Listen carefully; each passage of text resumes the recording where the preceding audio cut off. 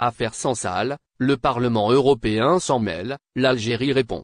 L'Algérie a enfin rompu son silence face à l'affaire Boualem Sansal.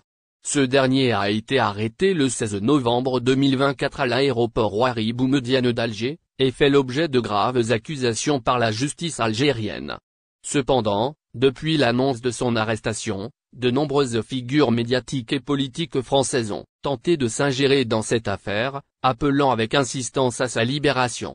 De plus, les critiques sur l'Algérie n'ont pas tardé à trouver un écho parmi les élus français du Parlement européen. L'Algérie a donc décidé de réagir.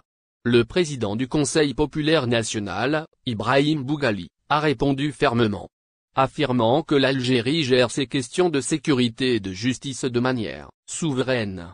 Rappelons que l'arrestation de l'écrivain franco-algérien Boualem Sansal intervient après plusieurs déclarations publiques controversées, où il a affirmé que certaines régions de l'Algérie, notamment dans l'ouest du pays, appartiennent historiquement au Maroc, remettant ainsi en question l'intégrité territoriale du pays.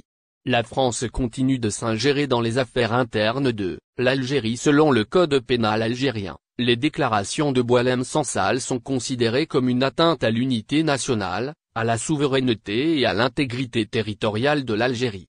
Comme le stipule l'article 79, quiconque, hors les cas prévus aux articles 77 et 78, a entrepris, par quelque moyen que ce soit, de porter atteinte à l'intégrité du territoire national, est puni d'un emprisonnement d'une durée d'1 à 10 ans et d'une amende de 3 000 dinars algériens à 70 000 dinars algériens.